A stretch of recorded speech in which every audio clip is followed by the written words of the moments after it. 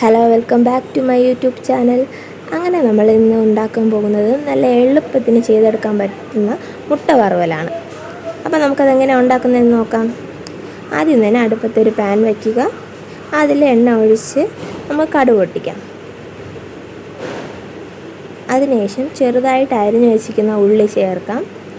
അത് നല്ലപോലെ brown colour ആകുന്നത് വരെ ഇളക്കി കൊടുക്കുക.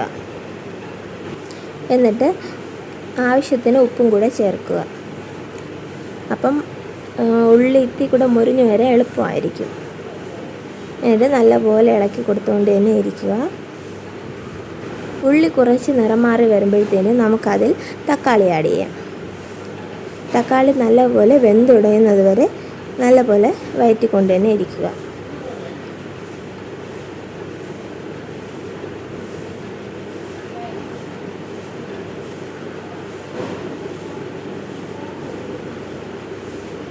അങ്ങനെ തക്കാളിയൊക്കെ ഇവിടെ നന്നായി ഉടഞ്ഞ് കിട്ടിയിട്ടുണ്ട്.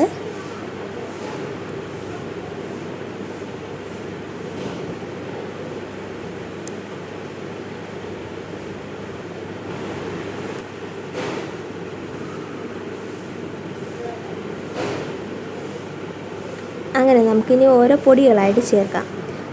ആദ്യം മഞ്ഞൾപ്പൊടി, മുളക് പൊടി, ഗരം മസാലപ്പൊടി ഇത്രയും ചേർത്ത് നമുക്ക് നല്ലപോലെ വഴറ്റി കൊടുക്കാം. ഇതിൻ്റെ പച്ചമണം മാറുന്നത് വരെ വഴറ്റിക്കൊണ്ട് തന്നെ ഇരിക്കണം.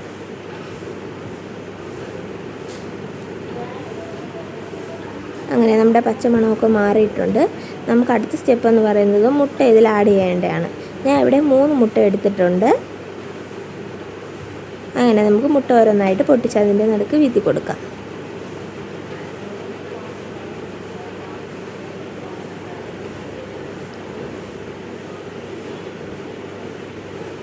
ഇനി പയ്യെ ഇതേപോലെ മിക്സ് ചെയ്തെടുക്കുക.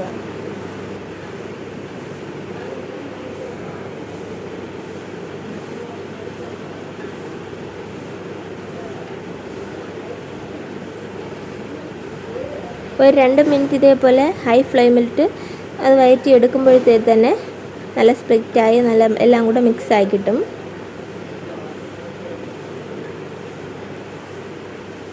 അങ്ങനെ നമ്മുടെ ടേസ്റ്റി ആയിട്ടുള്ള മുട്ട വറവ് ഇവിടെ റെഡി ആയിട്ടുണ്ട്.